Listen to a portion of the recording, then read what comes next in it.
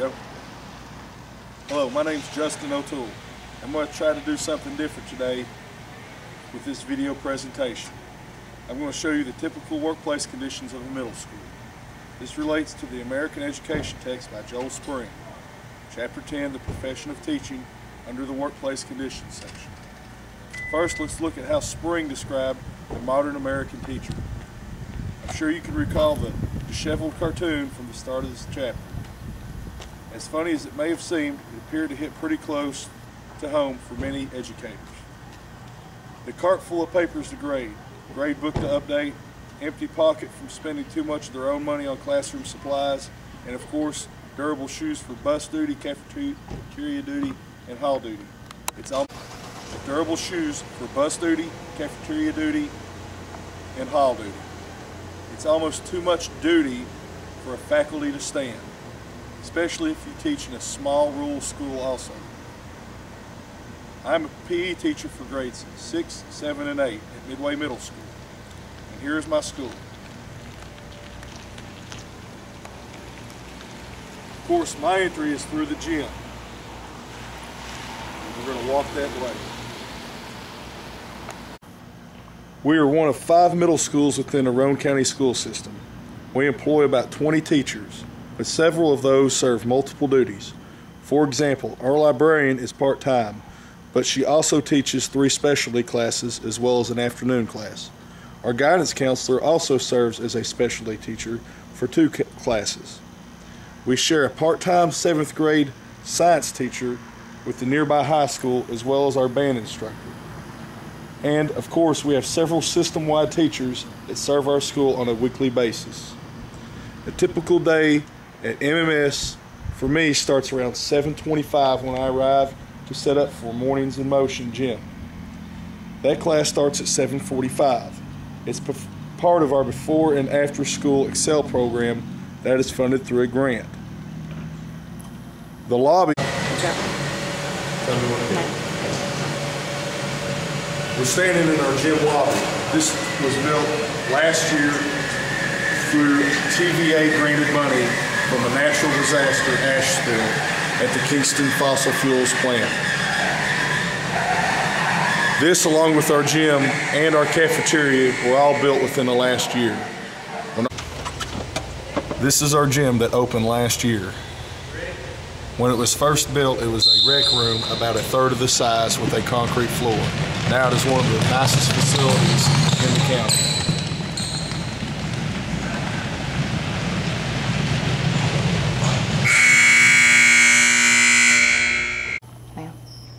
Other morning classes that are available to our students include Algebra 1 and Homework Help.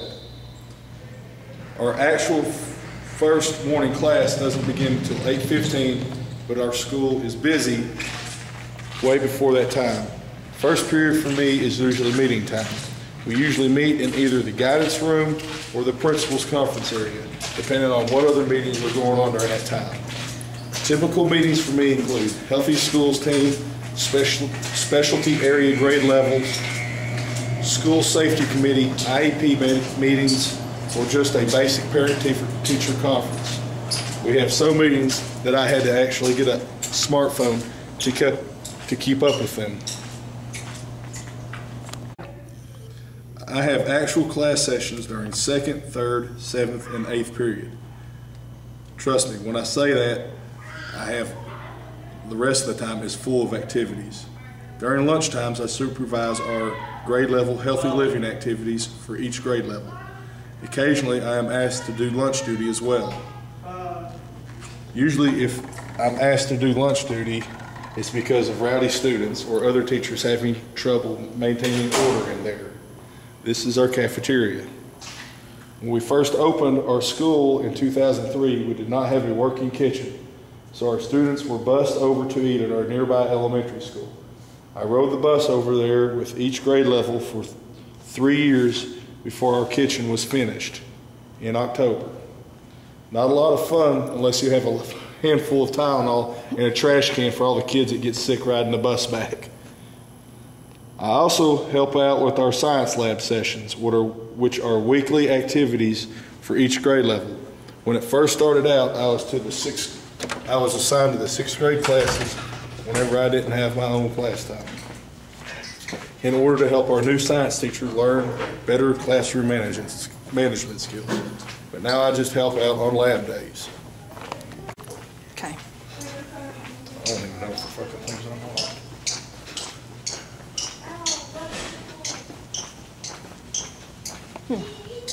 Her snowflakes look good. Huh? Her snowflakes look good. Yes, so do yours. I can't stand you. Huh? It's just got even more this year. I just got to where I just can't even hardly stand her. Who? Sharon, I don't even want to see her coming down the hall. Yeah. Can't be open, baby. Oh, okay. And it doesn't even say science lab on the door anymore. Okay. Okay, tell me when. Did it say anything else about science lab? Yeah. Go ahead, whenever you're ready. Okay, 1, 2, 3. Okay. Where we at? Like, walk down to the gym. Okay.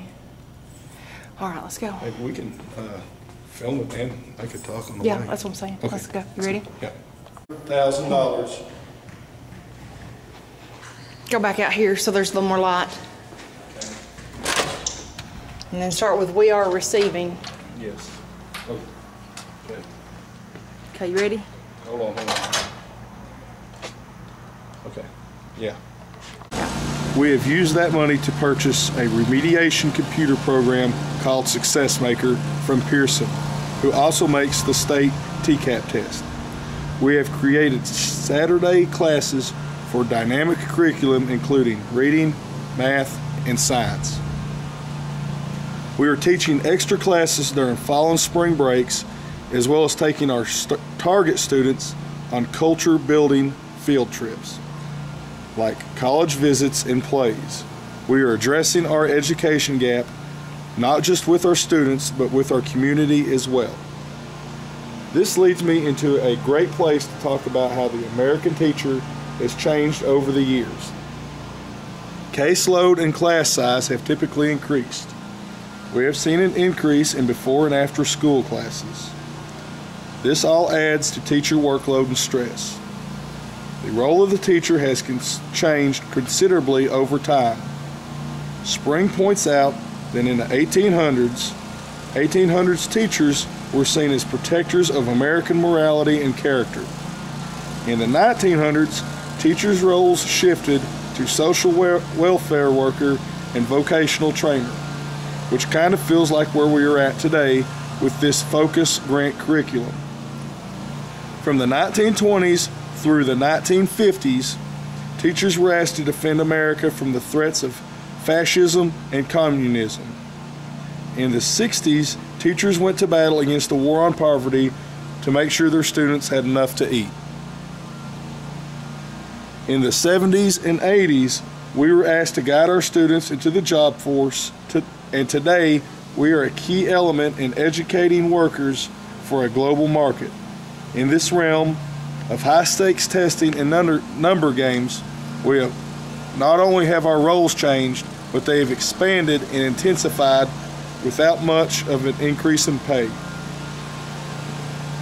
Spring points out that the average teacher salary is around $49,305. That doesn't sound too bad, does it? Now, Roane County Schools pays pretty well compared to some of our surrounding systems. In order to earn that much money annually, you have to have taught here for 14 years with your master's degree. Most teachers starting out with a simple BS or a BA degree earn around $35,825. That's a pretty drastic jump. Simply put, we're not in this for the money. Money is not a reward of the teaching profession, but still there are many. Helping kids to learn and grow as individuals, providing them with a positive role model when they might not otherwise have one, coaching them to win their first district tournament, these are all things that are a reward of teaching. Plus a little extra time in the summer when you aren't attending workshops, data meetings, or conducting sporting camps doesn't hurt either. As you toured Midway Middle School, we probably seem like the typical school. Too many overhead interruptions, crowded hallways, lack of space, and too few faculty members to actually cover all the duties that we need to perform. Truth is, we're typical. Our roles have increased. Test pressure and curriculum stress are reasons for exhaustion. Recent studies indicate that many teachers suffer from prolonged fatigue due to time pressures, heavy workload, interruptions, and physical demands. They have to complete extra work at home, and poor communication with colleagues and lack of supervisor support are all reasons cited for teacher exhaustion. Studies have also shown that teacher turnover rate is higher than with many higher status positions such as lawyers, engineers, and pharmacists. Beginning teachers leave or move at higher rates than experienced teachers. Teachers teaching in high poverty schools are most likely to leave. 45% of all turnover occurs in just 25% of schools, which to me says those schools really need to be evaluated. And of course, high poverty, high minority, urban and rural schools have the highest rates of turnover. While turnover rates for general education teachers are worth watching, so are the rates for special ed teachers as well. There has been an increased demand for special educators with certification in extreme behavior disorders, where not only the need is the greatest, but it also has the greatest turnover rate as well. Spring has done an excellent job of describing the ever-changing roles of teachers, our working conditions, and teacher turnover rates. How we choose to use this information is now up to us. What can we do to improve our profession? Have you enjoyed this presentation? I hope you enjoyed this presentation and your tour of Midway Middle School. Thank you very much.